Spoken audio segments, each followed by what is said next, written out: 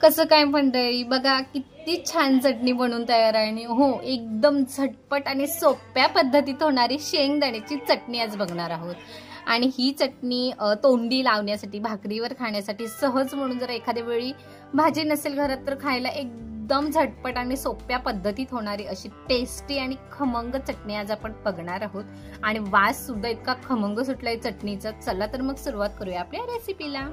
बघणार आहोत आपण साहित्य. तर त्याआधी मी घेतलेलं एक मिक्सरचं भांडं आणि त्यामध्ये थोडीशी टाकलेली आहे कोथिंबीर.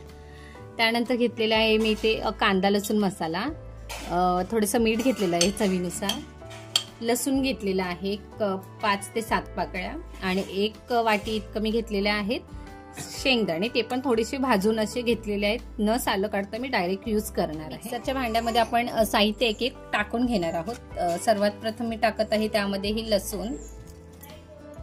त्यानंतर ऍड करणार आहे मी 1 वाटी घेतलेले शेंगदाणे.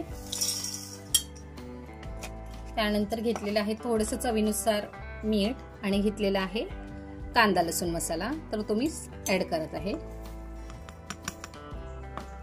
आता आपल्याला हे मिक्सरला व्यवस्थित ग्राइंड करून घ्यायचं. तर पाहू शकताय आपली अशी झटपट आणि सोप्या पद्धतीची शेंगदाण्याची चटणी बनवून तयार आहे. तुम्हाला जर आमचे व्हिडिओ आवडत असतील तर व्हिडिओला लाईक करा, चॅनेलला सबस्क्राईब करा आणि बाजूच्या बेल आयकॉनला क्लिक करा, म्हणजे जेणेकरून तुम्हाला चुलीवरील नवनवीन रेसिपींचे व्हिडिओ बघता येतील. धन्यवाद.